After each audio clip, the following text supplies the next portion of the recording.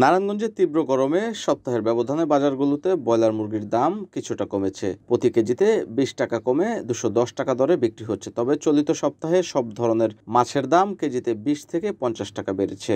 দিগুবাবুর বাজার ঘুরে ক্রেতা বিক্রেতাদের সঙ্গে কথা বলে এসব তথ্য জানা গেছে। বাজার ঘুরে দেখা গেছে ব্রয়লার মুরগি 210 টাকা কেজি দরে বিক্রি হচ্ছে। গত সপ্তাহে ব্রয়লার মুরগি 230 টাকা দরে বিক্রি হয়েছিল।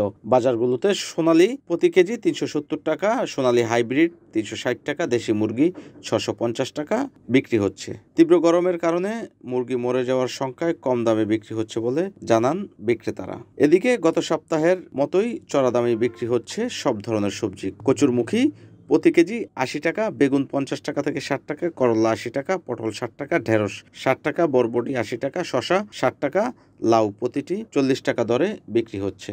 এছাড়া পেঁপের কেজি 50 টাকা, দুন্দুল 80 টাকা, চিচিঙ্গা 50 থেকে 60 টাকা, কচুরলতি 60 থেকে 70 টাকা, ঝিঙ্গে 80 থেকে 70 টাকা দরে বিক্রি হচ্ছে।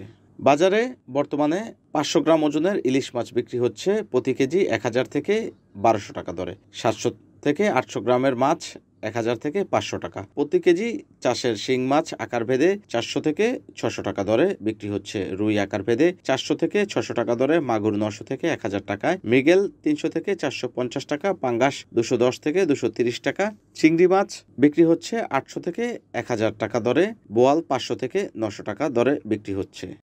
NN TV, Narayanganj.